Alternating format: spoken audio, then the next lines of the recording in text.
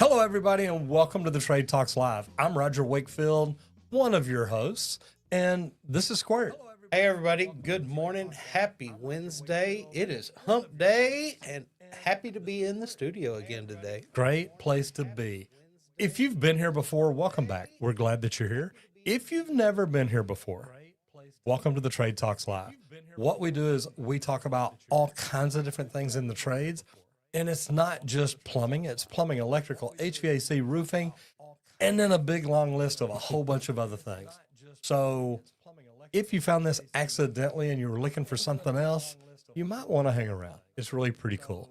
If you were here for just plumbing, head over to the Roger Wakefield Plumbing Education channel and see what you can find there. But either way, we're fixing to go and we're going to have fun. Squirt, tell us a little bit about our sponsor today. I was going to say, we do want to thank Leak Pro for sponsoring today's episode and letting us be able to come here and talk trades with you for the day. We like to do this Monday through Fridays, 10 a.m. Central Time, so that every tradesperson can catch it during their lunch break. And Leak Pro builds one of the best leak detection systems for professional plumbers. It's simple equipment, easy to use. You learn the process. You find your noises. That's where your leak is at. I build two different devices. I build a probe, which is T-handle, heavy duty, mainly for that meter to the home service for anything out in that yard. I also make a sidekick, which kind of eliminates that layer of concrete for whenever you step into a home or you're listening even through a driveway. If you want to check out the equipment, you can visit www.leak-pro.com or give me a call at 1-8888-LEAK-PRO. But there's no point in just getting the equipment. Come out here and hang out with me for a couple days and learn how to use it too. Because I do a 2 full days of training for line locating, leak detection, and also sewer isolation testing for cast iron and PVC systems. You can determine where a sewer system's even leaking. So give us a call. And here's the deal. He does 2 days of training even when we get a flood in the morning, when we get 70-mile-an-hour winds. And I tell you what, this last training was difficult because we had stronger winds here in the last 2 days than I've seen around here in a long time. Yep. And Consistent. Yeah. And they for were, hours. Yeah, like all day long. Yeah. So, Yep. Consistent. Oh, For hours. I can do that. All day long. Yeah. So, Thanks, sir. perfect. Thanks for Colton keeping us on board. I like that. So, national news. Let's go ahead and jump into this. U.S. construction industry faces workforce shortage amid rising demand. I started to say I'm not going to, but I'm going to go ahead. I'm going to get up on my soapbox. Guys, I've been talking about this. We need more people in the trades. And I know most of y'all watching already know this, but we talk about this probably every week. And here's what I want you to think about. It just keeps getting worse. So supply and demand is going to kick in. Plumbers that are making $50 an hour right now are going to be making $75 within a year or two. It's just going to keep going up. So what kind of numbers have you found here lately? So here lately, the U.S. construction industry needs to attract an estimated 490,000 new workers in 2025 to meet project demands. The future, this is according to the future of ecommerce.com. Also some abc.org. Okay. So, a couple reputable people here. You bet. Factors contributing to this shortage include an aging workforce with 1 in 5 construction workers aged 55 or older, and Okay, wait. 1 in 5 age 55 or older. 20%. 50. I know what you're coming up with, but the median age of most tradespeople in Texas is 50, 55, 57, 58. So, and I know I'm not going to disagree with you, but even if it is 20%, and I think it's closer to 50, there's going to be a lot of people retiring in the next 5 to 10 years. And that means supply and demand is even going to get worse. But, I'm not going to argue with the National Review. The National Law Review. Yep. I think it's more than that. I really do. If the average age or the median age is 57, and I'm gonna look it up. But I was going to say this is all construction, not just no, and I get that. I get not just plumbing. anything I get that. I get specific. that. Yes. Okay, so go ahead and finish. I want to look and see what I can find. So 1 in 5 here, and the lack of more younger people entering the field. And, you know, I feel like there is kind of a small uptick in some youngsters trying to get in and trying to do some great things out there. I ran into a lot at trade shows that they're really trying to get out there and make a difference. I love to see that. And that's what I want to see more of on a day-to-day basis. But a lot of the implications here, project delays and increased labor cost. And we know that labor costs are increasing because that demand is getting higher and higher. And there's just not as much supply anymore. There's also potential decline in construction quality due to the reliance on less experienced workers. And guys, this is huge. Like, as they come up and they start to learn, we've got to train these guys up, show them what they're doing, teach them the ropes. And the guys coming in, keep an open mind, learn from everybody their different ways, because someday you get to create your way of doing things, and you take everybody's little ways and come up with the way that you want to do it. Okay, so I came up with 2 different answers, but the first one, of course, the one I'm going to go with. About half of skilled trade workers in the United States are over 55 years old. This age group is expected to retire within the next decade. Like I said, 5 to 10 years. Half of skilled trades workers. Now, skilled trades, I'm not sure their definition. Normally us, that is plumbers, electricians, HVAC techs, maybe roofers, welders, people that for the most part require a license or something like that. But then there's another one down below it. It says in 2022, a staffing agency found that 40% of skilled trade workers were over 45 and almost half those were over 55. So that goes back to your number, 20%. Yep. I think the 50% is more accurate. And I'm being honest about that, just because, I mean, even when I was on Dr. Phil, we talked about it. There's just, guys, there's older people in the trades. And for 40 years, we told kids in elementary, middle, and high school, if you don't go to college, you're never going to amount to anything. Now, that's something I didn't tell you. You didn't have to hear that from me.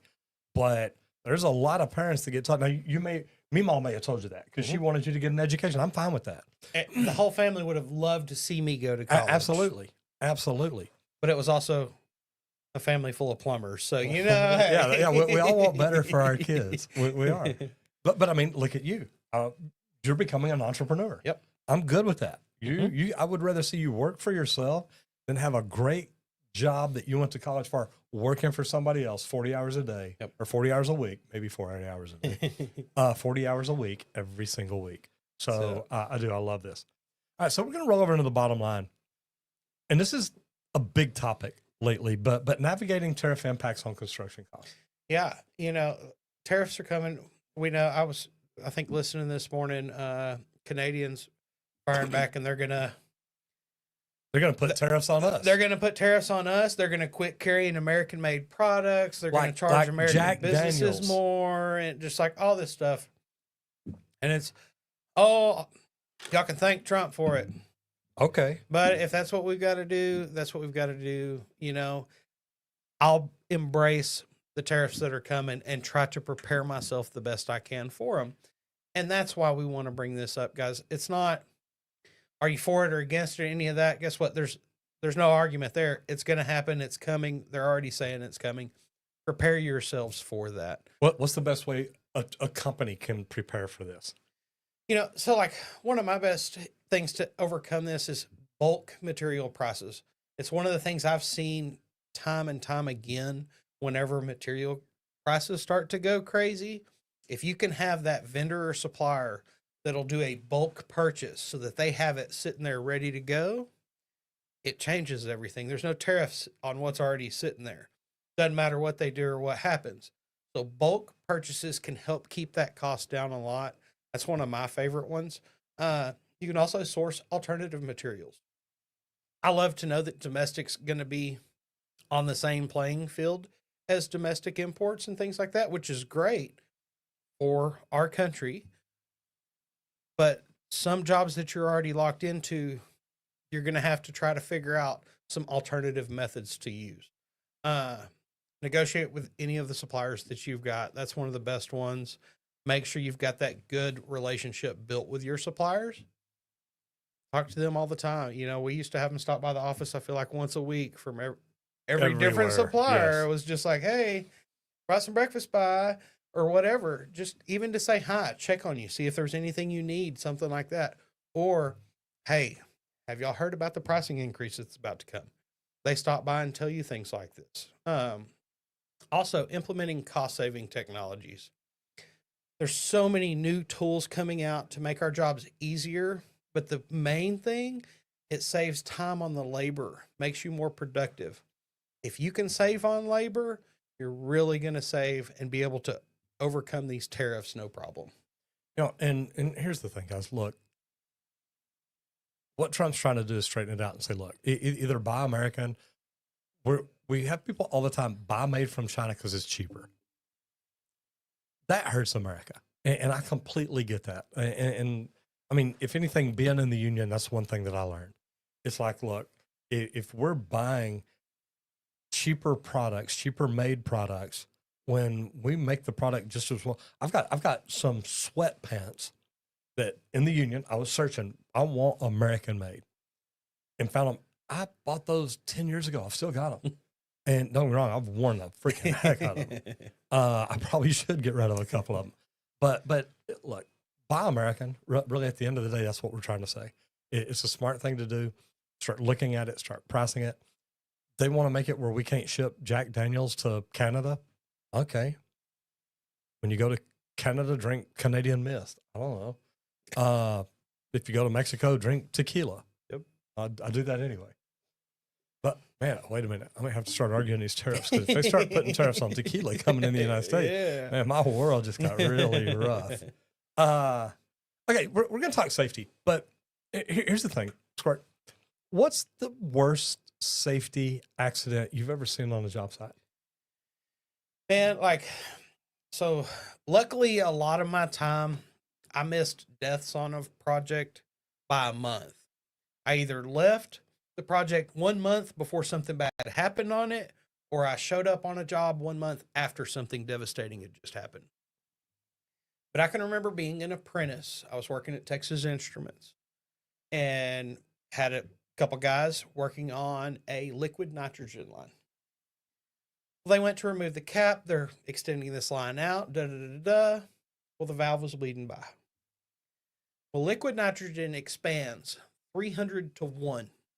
Size of oxygen is this big. That's going to go 300 times once it touches. So when the cap was broke loose, it flew off like a rocket. Just so happened that the journeyman that was pulling that off, his apprentice was putting some labels on a rack down the way from where this cap was, and it hit the guy right in his face. I was one of the first guys walking up to it as they all went off, and just the pile of blood gets bigger, guys, because devastation does not look good. So I just tried to talk to the guy the best I could. Things like that. Everybody's like, clear the space. It's like, look, I'm just trying to. They're like, no, Keep him calm. you stay here. Yeah. You stay here. Yeah. Keep everybody else back. And that's just, man, it stops everything, guys. Like, it's horrible when you see something like that. They did everything that they could in their power to try to prevent it. Sometimes bad things just happen. So, other things happen. Any cap that ever got installed out there after that, Emergency catch. had a gauge so that you could shut it. You could tell if it was going to blow down or not. And a lot of them had a release valve. Bleeders. So we learn from mistakes, and that's one of the biggest ones I've seen that still sits with me today. I can still see him laying there, because we had talked the week before. He was about to go do this big vacation, this scuba trip and all this stuff. And that messes with your mind some, but it's what I learned is pay attention to everything around you. When you're going to pull a cap off, make sure nobody's in front of it. Is there pressure behind it? I don't know. Let's act like it is. Act like it's a loaded gun. Hey, y'all move a minute. Let me pull this cap. Let me get this out of the way. So that's one of the biggest ones I think I've seen. And one of the worst ones, there's a couple really. One of the worst that I didn't see anything happen. Came into work one day and everybody's like, "Hey, job site's shut down for a day or two," and it was the Riverfront campus over for Radio Shack in Fort Worth, and it's a beautiful campus, but it had a lot of coming off the buildings. There were slopes and different things, and one of the glazers was working in a 120-foot boom lift, and came in one morning. It had rained the night before, rained the day before, rained the weekend before, whatever it was. And he comes in and he starts getting his boom in position to get up and work. And he may have actually came in on the weekend or something. Because by the time I got there, the boom lift was still laid down and it was fully extended, but it slipped the wheels. Because what a boom lift is, for those of y'all that don't know, it's a 4-wheel crawler that has a big weighted bottom on it. And then it's got a lift that's articulating so you can extend it out. And he was working like this. Yeah, kind of like this. It booms out to go further out, and it was extended out to where he could work on the top floor, top edge, something like that. And while he was up there, it slipped in the mud and slid down this hill. Remember, you're still there. That doesn't change, and it literally hit the bottom and just threw him down. And I mean, imagine being 100. Say just 100 feet in the air, because it was at an angle. 100 feet in the air and just being slammed to the ground. Yep. And to come in and see that, like you said, it's a mental thing. Yep. And then the other one was working at Fidelity Investments. When they pour the floors, they've got these, and the way they did it there, they had these aluminum skids that they would slide onto a floor. Then they would jack it up. And that created the deck to pour the next floor. Yep. And then when it's done, they take the jacks out, drop this skid, fly it out, pick it up, and literally you slide it out, you pick it up, slide it right back in the same spot. And I did that when I was right out of high school, one of my first jobs. So I was very familiar with it. And we got a call. I was quality control out there. And we got a call, hey, there's an accident at B building, C building, whatever it was. And I knew the shortcut, so I'm going from the offices back up in there. And I come out on the back side of the floor. They were on the other side making people get away. And I came out on the back side of the floor. Oh, yeah, good. You got it. I came out on the back side of the floor and walked right up to this guy. And there's a guy laying there pinned. And I mean, you could tell his back is probably broken. Yep. And they're yelling at me, get away. I'm like, I'm talking to this guy. We're good. I know I'm in a position where I can't get hurt. Yep. I'm sitting out beside it. I'm grabbing his hand. It's like, hey, look at me. Focus on me. And so anyway, seeing stuff like that it'll wake you up. It is. And like, I was happy to have a lot of first responder training kind of already. Safety was huge. Safety with everything, all the companies we worked for. So everything, it was like first responder training. It's like, well, I don't really want to be the first responder, but can I go through that training so I can at least learn kind of what they do, the approach of things like that, for if something ever does happen. And it was great to have some of that training.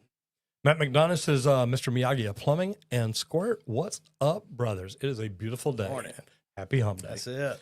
Sagun Germany says, what's your thoughts on changing the Masters from 4 years to 2 years?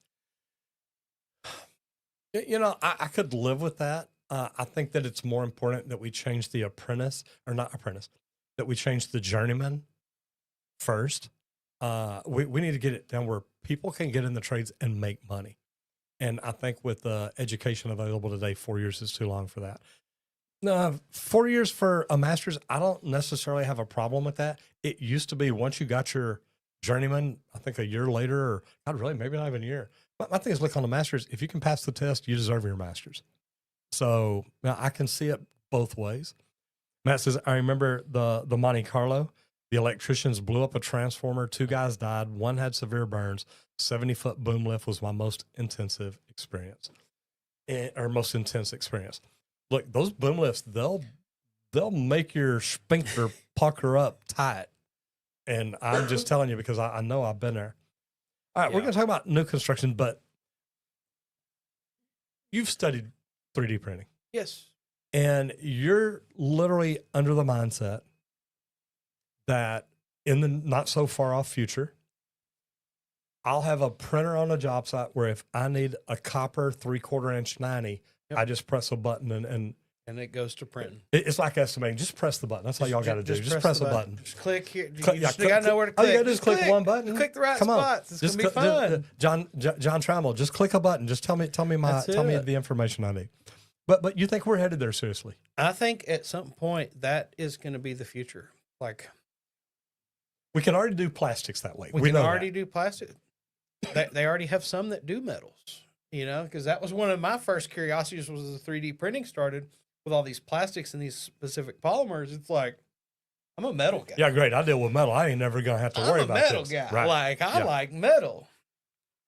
Well, guess what? It all works the same. It needs to be hotter so that it can get that metal melted proper. But it's coming, and I think that is the near future. You know, not too far out, within the decade probably, to where you do have printers on the jobs. I don't know what happened to camera We lost the 4. camera. Yep. Oh, it unplugged Oh, the plug. wow. Hey, we got an emergency technician on the job already, guys. Let me tell you, I love the way things work. But I think that the future is to where we will have 3D printers on the job and be able to print those miscellaneous parts and pieces we need. But the best part is if you need to, you can customize it too. And I think that that's where we are going to end up being headed. And this is going to lead to faster build times, more cost efficiency. I mean, imagine if you don't have to send people to the supply house to get stuff, you just print it right here. And then design flexibility. So there's a lot of good things about it. And really, to be honest, I mean, imagine if you can hook one of these up in a truck and your plumbers don't have to go. You've got PVC, you've got copper, you've got, I'm going to say steel, because we know it's going to get there I'm one sure. day. Yeah. Like it'll happen. All right, let's jump into mindset, because automation, and this is something I talk to a lot of people about AI because of the meetings that I go to. Mm-hmm. And they're like, what do you think is the most important thing about automation? And it's like, to me as a plumber, it's like learning how to do it. We know it's out there. I was talking to a guy one day, and he's literally like, Roger, look, if you'll just set up your email to where it'll go through, it'll get rid of all your junk mail. Because it's like, how many emails you got? And I'm like, I don't know, 45 million. And he's like, well, just set up your AI and have it go through it and get rid of all the junk and do this and this. And I'm looking at him, I'm like, Cam, don't you think if I knew how to do that, I would already do that? And I'm trying to get him to come to Dallas, because I'm like, I want you to work with me and my team for a week. How do we implement this? And say, how do we implement AI automations. and automation? Yeah. So you've got some stuff here, but you're talking about automation in construction. I am. Like automation, including robotics and AI, is transforming the construction process. We've been at trade shows the last 3 weeks, guys. It's coming. Okay. Robots that crawl the sewer with AI built in to sit there and Measure, tear down every little exactly detail what of it's a piece of looking pipe. at. Yeah. It'll tell you the diameter. What's the true diameter inside this pipe now? How much corrosion and buildup has grown inside of it? Automated inspections pretty much is where this is going to end up being headed. Because if you can send a robot to crawl through the sewer lines real quick and figure out where all the issues are and problems and send you a little signal from below going, hey, it's right here. Why is that not what we want to go to? We want to still drag all the tools out and everything to try to find that out ourselves, or send this robot? I mean, so let me ask you a question. Okay. Do you consider a robot automation? I'm fixing to bust you on this, but go ahead. no, I'm sure, because it takes somebody to program the robot to be able to do the automations. But how many times do you have to program it? Well, here's where I was going to go with Okay. it. You tell a robot to do something, it goes, does it. That's automation. Yep. I tell you, go do something. You go do it. That's my automation. Yeah, that works. We're going to change his Does name. it work 100% of the time? Oh, though? God, no. No, it doesn't. Randy says, oh, I'm going to have fun with this one. Some of those come out and it's like, it does not compute. Yeah, Yeah. yeah, Well, yeah, yeah. I'm good. We're good. Yeah. I like that. Yes. Yeah, I know it's really bad when he looks at me and says, that does not compute. It's like, wait, what? What do you mean that don't compute? Let me explain it to you. He says, that does not compute. Doesn't compute It's like, anyway. man, get your robot self back to bed. Matt, Denver Charboy in the house. Good to see you, brother. How are you doing? I hope you're doing well and feeling well today. Matt McDonough, 3D printing is going to be amazing for field work. Yes, it is. I mean, and those 3D machines are going to pay for themselves because if you've got one in the plumbing van and you can save one trip a week from somebody having to run to the supply house to get that one fitting, it's going to pay for itself quickly. And Denver Charboy says, Roger, would you ever do a trade talk with Brooke the plumber from New York Island? I don't know Brooke the plumber. I know she's 2 months from being a fully licensed female plumber. It'd be cool to see you two do a duo video. Look, if Brooke the plumber wants to come to Dallas, we still interview people for the podcast for this channel. Matter of fact, I've got some messages I need to reply to because when I spoke at Tradewin in Kansas City this last week, Mitch Smedley's event, I told the plumbers there, look, any of y'all are ever in Dallas, let me know. And they're not all plumbers. Yeah. But hey, any of y'all tradespeople are ever in Dallas, let me know. I'll bring y'all in for a podcast. So pretty cool. I only know what I've been told, and that is nothing. Yeah, boy, isn't that the truth? Yeah, I don't know anything either, which is a great thing. Randy, Leak Pro, our sponsor. You've been doing training for the past 2 days. Yeah. What was the mindset of the guy coming in? What was his mindset when he left? So, you know, like coming in, he's started plumbing a couple years ago. He's second year apprentice, just kind of learning, still not sure exactly what he's listening for, things like that. Was doing pretty good from the start, honestly. Had some patience, could listen. First two, he was with 6 inches and 4 inches. Yeah, they were all both very close. Yep. Just on the water portion. Then we kicked in the air. Well, then we hit our windy day, and then he started to like kind of doubt everything. He was going, well, hold on, like, whoa. But then as he started listening for the right sounds, he's like, oh, do I hear it or not? Do I hear it or not? Do I hear it or not? Oh, this is how I really do need to break this down. Yep. And by the end of it, he's like, okay, yeah, this does go a little quicker now that I know that sound that I'm listening for, and I can pick it apart really quickly. Wind was blowing, birds are chirping. We've got dogs is construction running. Work going, so backup alarms all day long. And, you know, he's like, man, like, and the thing I was telling him the whole time is like, look, when you go into a house, it's going to be so much easier than what you're dealing with right here. By the end of it, he's like, it really is going to be a lot easier, isn't it? Yes. Like, we're in dealing a home, with the you world. can control a lot, man. Yeah. I keep it outside kind of for a reason to help you be able to learn how to tune all those things out. You know, and it's huge. Like I was telling him at the old one in Morongo Valley, Terry'd have planes flying over. And he's like, oh my gosh. I said, funny thing is I barely ever heard the planes when I was listening for leaks because my brain just knew that's not the sound you're looking for. Yeah. Don't pay attention to that one. Listen for that sound that you're listening for. And that's something I told him. That comes with repetition. And that's why it's good to come spend a couple days out here learning and going through it over and over and over till each person's brain just kind of goes, oh, that's what I'm looking for. That's what it is. Okay. And being able to walk through it, man, that's what really is beneficial for everybody. If you want to check it out, you can visit www.leak-pro.com. Check out the training or the equipment. If you just got a couple questions, give me a call at 1-8888-LEAK-PRO, and we can talk more about it for sure. And look, and I answered one of the calls that came in last night because I knew Squirt had a long day. And the guy's like, look, I'm thinking about getting this, or I'm thinking about getting this, and the individual pieces. And guys, I'll tell you, my thought is go the complete kit. Get it because it's got the sidekick. It's got the probe. It's got 2 sets of headphones. It's got the adapters. It's got the freaking most amazing carrying case. And that's probably what Randy and I's biggest change has been on this. We do have new circuit boards we're working on, but our biggest thing is they used to be sold in a nylon bag, and my plumbers would just throw it around in the back of the truck like it's a sewer camera. Gee, yeah, like it's a box of trash or something. And when you're talking expensive equipment, you want to take care of it. So we spend a lot of time and money designing and building the most amazing carrying case. And it Multiple is prototypes, all Yeah. sorts of stuff Yeah. to work through to get it where we really wanted it. And we kept changing it.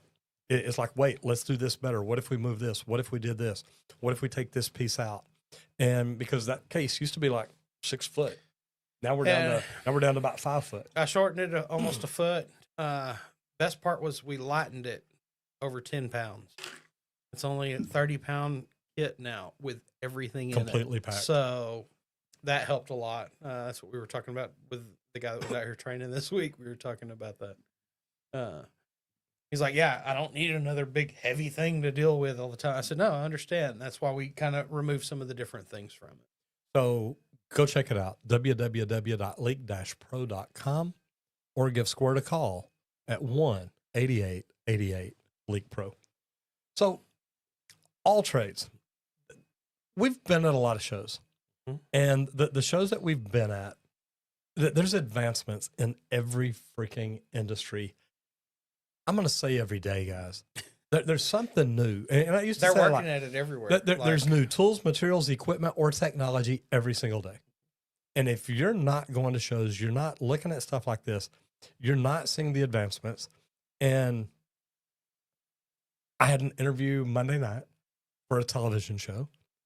And one of the things we talked about this is fire resistant materials. If we can build buildings in California that are fire resistant, that could help people's lives, houses, property, all that survive, last longer, is it a good deal? And there is more and more fire resistant roofing and insulation and building materials that we're building with every day. The benefits: increased durability. If there's a fire that gets close, it's not just going to burn down, guys. If you've got people in it that can't get away, you've got to improve safety standards here. It's going to give people more of a chance to live. And that's the biggest reason you could come up with right there to use it. But also potential insurance savings. I know here in Texas that I'm licensed to do the indoor fire protection system for residential. It's a multi-purpose system. So I look at what could we do in other parts of the world. So I like this. It's great. And guys, if you're not keeping track and watching all the changes going on and learning from them, you should be. Matt McDonough says, that's awesome. I was going to ask how it works with other noise. You can still hear it. You can hear the wind blow, because I was literally taught, and actually I think I figured it out, to turn and use my body to help block the wind to keep it from blowing right across the rod. So things like that, they do. You can, but that's not the sound you're listening for. And when you can train your ear, wait a minute, I'm not listening. Next time you listen to music, listen to the drum. Okay? You can still hear the words. You can still hear the guitar. You can still hear the piano. But when you start really listening, you can hear that drum. Yep. And that's what this is. You're not listening to the horns going off. You're not listening to the dog walking across the pad. You're not listening. You're listening for that water noise. And I guess that's a good way to put it. Yeah, like I was going to say, one of my favorites is whenever a guy's like, hey, I'm doing this leak detection right by the highway. But I keep hearing the cars. It's like, well, yeah, sometimes, you do have to pick the right time to do a leak detection because the noises are too much with where you're doing it. But most noise you can block and tune out unless it's right there next to where you're actually trying to do it. Right. Then they will affect you at times. Yeah, because it could be so loud that you can't even hear the noise you're trying to hear. That's it. So correct. Denver Shaw Boy says, I have a question regarding putting in a bathroom for our new place, which would be in the basement. Would I have to destroy the whole tile and slab to install the toilet and vanity? Is it worth doing? Denver, without seeing it, I can't tell you what you'd have to destroy or what you'd have to do. No way of knowing. And is it worth it? It depends on how bad you want that remodel done. If you really want it done, then absolutely, it's going to be worth it. If you're like, I cannot live with it the way it is, absolutely, it's worth it. So you've just got to look at it and see what you can do. Now we're going to talk about laws and licenses, because this is a big one. And guys, if you're an electrical company or an electrician, I really want to talk to you on this, because solar installations are just going to keep getting bigger. What was the brand that we saw that had the little roof panels that was it GAF or something? I think it was GAF. Yeah, I think it was. It was cool. Looked just like normal shingles, but they were all solar, like blended that way. Yeah, you can tell it's solar versus a normal shingle. But like color match, everything, like it looked so good. The only thing that you really notice is the 2 plastic rails covering all the wiring and everything for it. It's amazing. Like they're coming out with so many different ways to work solar in for your nicer neighborhoods, things like that. So it blends and just kind of is super incognito.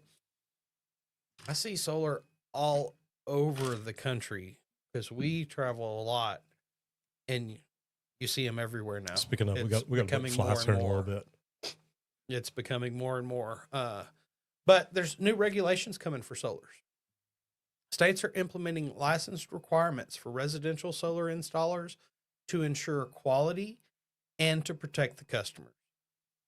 It's important, guys. We've talked about it before. You know, there needs to be this standard oversight. There's got to be. Has to be there to protect people from completely getting ripped off by solar and things like that. Because with anything in this world, we know there's somebody trying to scam somebody out of something. So I love that they're trying to put licenses in place to protect customers, because it's huge.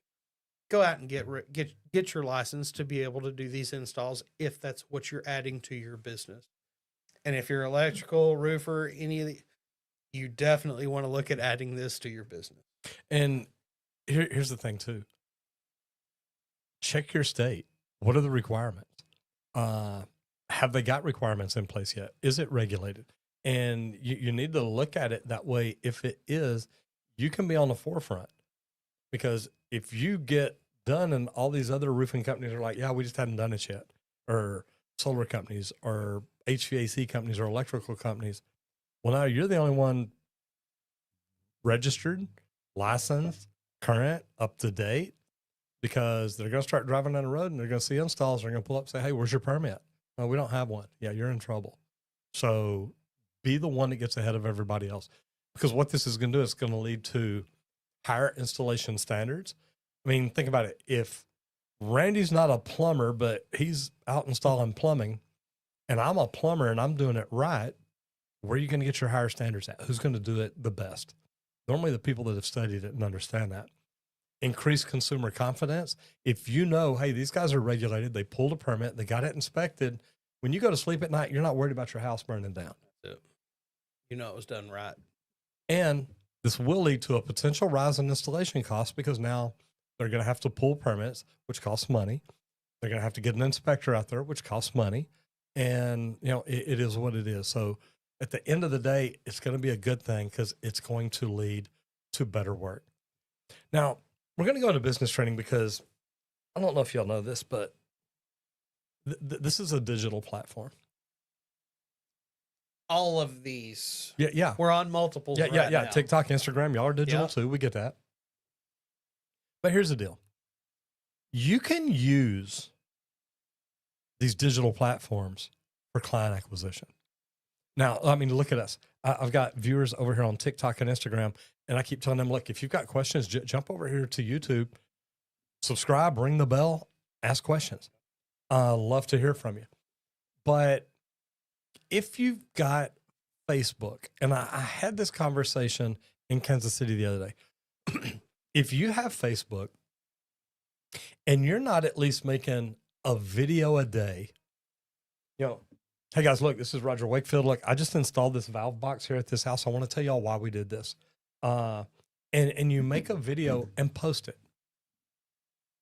And you're not hard selling. You're not like, hey, look, hire me, pay me. But you can be like, look, if you got any questions about valve boxes, you can give us a call at Texas Green Plumbing. Here's the thing. This is free advertising. Remember the young man at WET? We're walking in Indianapolis, and he comes up and says, look, I watch your videos. I want to shake your hand. He says, you made a video about Facebook. And I'm like, number one, I never made a video about Facebook. But I talked in my videos, or I talk in my videos, just like I just did, about, look, here's what you could be doing, should be doing, all that. He says, you made a video about making videos, or you talked about making videos. He says, I started making videos about what we do every day. He says, we're a little plumbing company.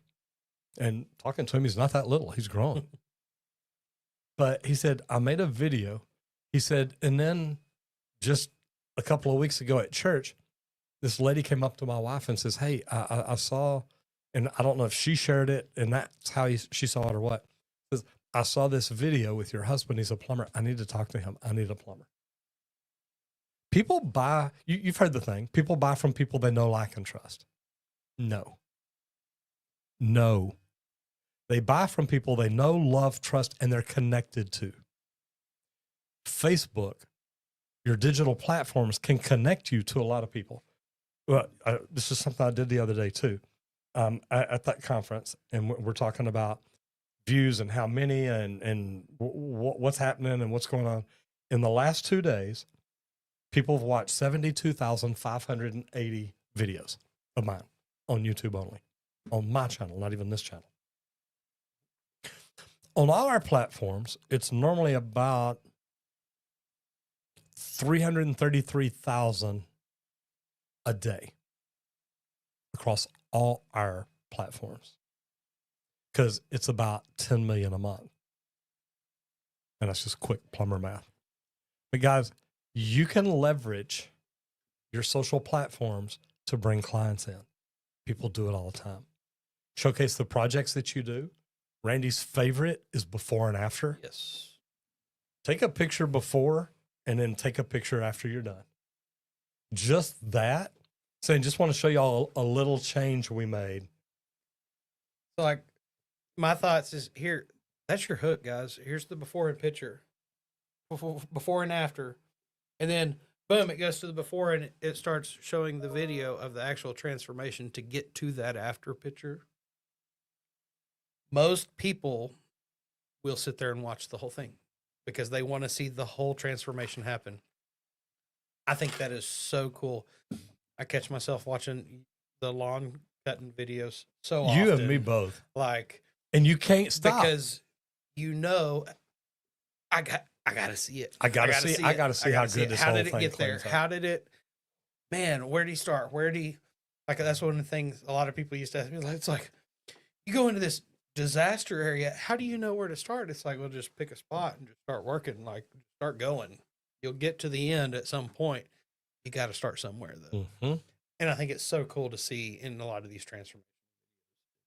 It just makes my heart happy. Denver Shaw Boy says, I've seen new apartment buildings with solar panels. Oh, yeah. I mean, think about it. The homeowner can still charge you for the electricity no matter where he gets it. Well, if he invested in the solar panels and they're his, now he's selling you his electricity. Nothing wrong with that.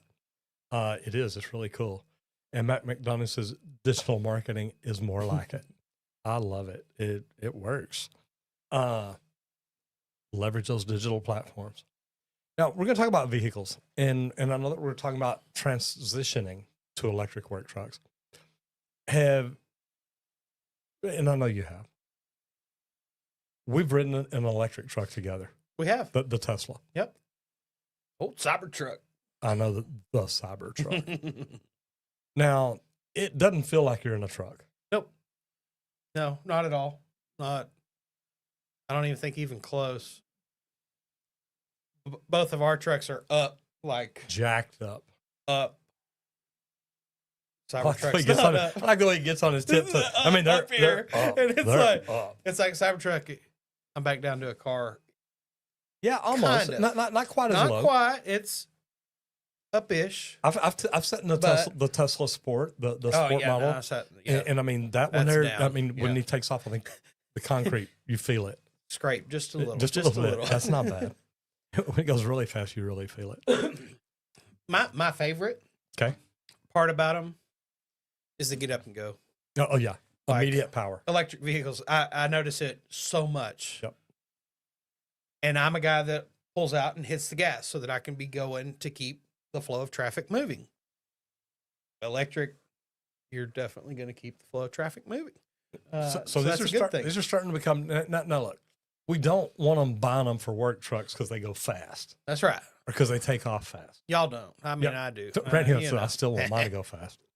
Leak Pro, baby. There you go. Yeah, Randy's been trying to buy a Leak Pro Tesla truck. It's like, wait a minute, what? Just keep putting it in. They just keep telling me no budget. I don't know why. Okay, now these are becoming more of an option for companies these days. It is, especially in like urban areas where you're in the city. You don't have a big commute from job to job, things like this. But guess what? You've also got power right there in the vehicle, Which Which we is- have. which we do have. We do have. We've got electrical outlets in our trucks, both of us. Uh huh. But like the ease of this is just, it's so huge. I saw Tesla powering a gas station one time in a TikTok or something at one point, and it's just like, dude, like you could power a job site with this. You sure can. They will make that Why stuff not? up on TikTok. Don't you believe that? Hey, I know how movie magic works. You're learning, aren't you? And guess what? You saw that Bluetooth water outlet I did one time in a video. I mean, come on. Do what you got to do. I can do all sorts of things. Okay, so the good thing about them, lower fuel cost. I mean, and we say that. They say that you can save about $1,200 a year. 6 to 12 grand per the life cycle of 12 the grand. vehicle. Okay, so quite a bit. Mhm. All right, and that's life cycle. Life cycle of the whole vehicle. yeah. So Is that a 10-year? that's right. You know, be careful. What's their life cycle of a vehicle? Reduce maintenance. I agree. Yes. You don't have a carbon combustion engine. So I get that. It's an electric motor. Most electric motors last. Yep. Reduce maintenance, easier to work on. Great stuff. The environmental benefits are really why they're pushing the electric vehicles. We're still fighting the ozone layer, or not fighting it, trying to protect it. So I do understand. But there's some challenges. The charging infrastructure's not where they're at yet. We know that. Now, pretty soon, the big box stores are going to start having charging stations in front of them. That way, you can just pull right up and boom. Payload towing limitations. Current EVs, work trucks may struggle with heavy loads compared to diesel trucks. Yep. Like I have. I love my big diesel engine. And then higher upfront costs, while they save fuel and maintenance and stuff like that, the initial purchase price is still higher. How much is the Cybertruck? Do you know? I don't. You can figure it out real I was quick. gonna say let's. No, I like that. And while you're doing that, I'm going to roll over into social media. First, I'm going to Starts at 80. starts at 80. See, Randy's like, Dad, I Starts at could 80. do that. Matthew McDonough says, I'll have to tell you about my Ford Lightning project. Got it mapped out for maximum efficiency. Love Yeah, it. I was gonna say the Ford Lightnings. They're making it upcoming in the electric world. Maybe we can get Tesla to give us a truck for a sponsored type thing. You know, we can drive around and say, look, it's a work truck. It's great. Love you, Elon. When When he reaches out, Elon, yeah, my boy. let's go for it. We'll try it. All right. So back to the social media. We're talking roofing insights. Now, I want to tell you, I know Dimitri. We've actually had Dimitri come into the studio before, done some things with him. I literally met Dimitri September or October 2018. I was at Vid Summit for the first time. Somehow I ended up down by the bar. I got lost or something on the way to my room. And he's sitting there and we sat down talking and it's like, wait, you're a roofer? It's like, I'm a plumber. And I remember at the time his channel had 20,000 subs and we had like 117. It's like, man, if we could ever get 20,000 subs, I feel like I am pooping in high cotton, baby. Yep. Big stuff. He's got some cool stuff, though. He's a good guy. I like Dimitri. I tell you what, I don't think I've found a social media roofer that has more than he does out there. Oh, no. Like and you won't. He's got it. He's You know locked what? in everywhere, which is great to see. Sheet metal, architectural sheet metal Sheet 101. 101. Mhm. It's got some good stuff, some really good stuff. Talk about metal roofs and stuff like that earlier. Yeah, good Mhm. stuff. Okay, what's the insights for the latest video that you've seen here on roofing insights? Like best roofing shingles for 2025. Which ones last the longest? Just like we're talking about trade shows that we're going to all the time.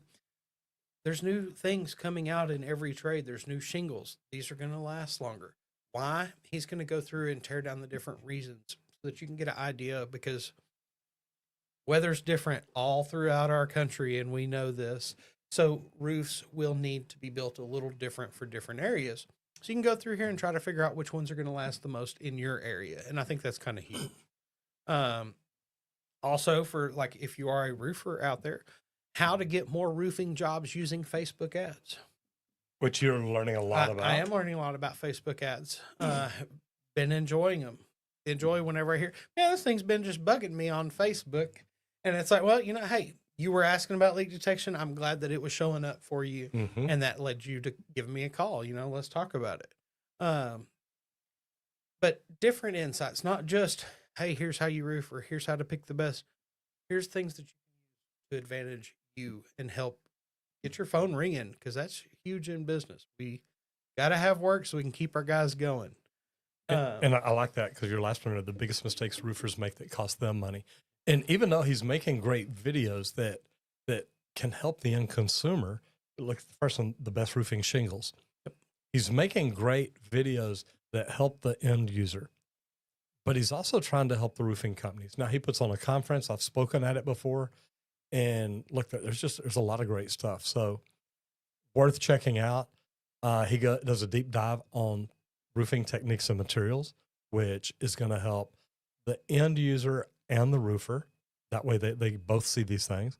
Actionable business advice for contractors. That's for the roofers. And then he's engaging. And look, Dimitri, he is passionate. He believes in what he's doing. And I mean, I've seen him get up on roofs and argue with inspectors like you have no idea what you're talking about. And he cuts through all the BS. He really does. But he's a great guy. Love seeing him, see what he's doing and why he does it. He is an expert in roofing. He understands it. He talks about it. He's expanding into trades and customer service, and he doesn't like Angie's List and all these other people and all the politics behind that. You pay Angie's List enough, they'll rank you as the #1 plumber in the Dallas area. He's like, yeah, that's not the right way to find the #1 plumber. That's it. So let's talk about some questions. And we're going to talk about prefab homes. So are prefab homes really cheaper than traditional? And we've seen some good ones here lately. I'm going to say yes, because of how much labor can be saved on a pre-manufactured home. We've seen some cool ones here lately, small ones, cabins, What was all it called? sorts of things. Zook. Man, that Zook- was Zook neat. cabins. Zook cabins. Wow. Amazing. Yeah. Amazing. And boxable, the fold out Boxable home. that just fold out, really simple, small space. Like if you are a minimalist, this is right up your alley, I promise. And the cool thing is you just fold it up, put it in your pocket, and carry it away with you. Just about. Oh, well, you may need a trailer. Just about. But, you know, like, is it going to take over everything? No, it's not. Is it going to help? Yes, it really can. Because in a fixed space, you can build a home a whole lot quicker than dealing with the elements outside and everything going on in any area, honestly.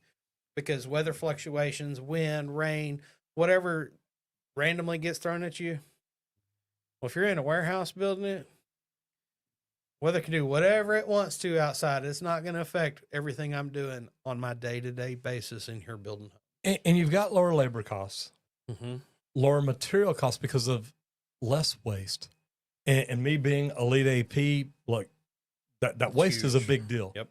And I think where I realized the material waste, the coolest thing was the automated welding robots and all at Yeah. Brant. That we'd see. And it was just like, man, you plug a job into it and it'll tell you how many spool pieces, how many pieces of pipe you need to order. I don't know, just press a button. It'll tell you everything. But it literally, it helps eliminate your waste. It knows how many pieces it can cut out of every piece of pipe before you ever load it up. And it's already thought about not just the cut it's making, it's already thought about the very last cut it's got to make a week from now. And it knows, hey, here's where we go. And stuff like that is neat. But these faster build times with the prefab homes, that can be a game changer. Got some downsides. Okay. Because with those, it's this cookie cutter template. Here's what it is. Here's what you get. Everybody gets the same thing. Oh, but I want it 10 feet wider and 8 feet longer. That's fine. But we can't pre-manufacture that, though. That's no longer just this pre-manufactured phone. But, you know, my thoughts, my brain was running this morning whenever I was setting up some of this was, I was thinking about how they frame up a house. Okay. And they frame the walls. They stand this wall up. What if that was a completely finished wall that they stood up? Yeah. And they didn't finish out the bottom 6 inches so they could attach it to the base of whatever they've got, however they've got, or it locks in some way. Come up with something creative. But then you're just standing up finished walls on a house. That would speed a lot of things up. You could build it in that fixed environment. This is the weird way my brain works sometimes, guys. No, and there's nothing wrong with that. I think it could be possible as to where things are headed. Like, because I was thinking about Parkland, how we rolled bathrooms down the corridor, and it's like, man, what if you like just trimmed out the walls completely and stood these blank walls up that are just there and ready? That could be happening. Like, it's a good possibility. All right, so what we're on questions, Denver Showboy says, I know this sounds political, but do you see Trump removing the United Association Union as he's anti-union? Number one, Trump is not anti-union. Trump is pro-labor, whether it's union or not. And Denver, I know this because I was with Mark McManus and Tom Bigley right about 8 years ago, whenever I won the American Standard Next Expert Plumber Contest. And I was with them in New York at the first annual Plumbers Conference. And they were talking about, look, we've been meeting with Trump. We've been talking to him. So, no, don't worry about that. He's pro-labor. And Matt says, great memories of your beginnings. And it's we always look back at where we started and where we're growing from and what we're doing. And it's amazing because even if you worked at a bad company, even if you worked with a bad plumber, you learn things. And if you're not learning from everybody you're with, you're not paying attention. So, yeah, we love looking back at our beginnings. Today's episode is sponsored by, well, I'll tell you what, let's do this different. First of all, if you own a company and you want to grow it, go to Rogers Marketing Machine. We put together a package. It's a CRM, but we've put together a team that'll put it together for you because as tradespeople, we're not very techie. Nope. So go to Rogers Marketing Machine, check it out. But today's video is also sponsored by Leak Pro. And to me, Leak Pro is the most precise leak detection system for professional plumbers. If you own a plumbing company and you're not doing any type specialty, slab leaks and leak detection are a great way to get into it. Because if you can come in and find the leaks, then you can sell them the repairs too. And that's where you're really going to make money. But if you're a plumber and you're like, look, I want to learn something new. I want to learn something. I want to invest in me. This is a tool, y'all. It's a great tool to have in your arsenal because this is a tool that most plumbers don't have, most plumbing companies don't have. And by learning to use this tool the right way, investing in it, which of course I told you, I recommend the complete kit. It's the Sidekick, it's the Probe, it's 2 sets of headphones. It's an amazing carrying case, but it's going to give you the tools you need to find leaks no matter where they're at. And if you're trained on it, now you bring more value to the companies that you work for. That's worth more money. Because if you're the guy that does all their leak detection work, when it's time for a raise, you're going to get your raise or you're going to be able to go to another company and say, hey, we need to talk because here's what I do. And guys, positioning yourself to be the very best in your area, that's what you want to be. If you want to learn more about it, go to www.leak-pro.com or you want to learn more about the training, give Squirt a call at 1-8888 Pro. Guys, I hope y'all had fun today. I hope we brought value to you, and I hope this is something that you take with you and think about. If you enjoyed this and you're already subscribed, hit that ring bell. That way you get notified every time we go live at 10 a.m. Central Standard Time, Monday through Friday. Thank you. Everybody, just want to say thank you for seeing you here today. Hope to see you back here tomorrow. And let's just get out there and hit it effing hard, guys.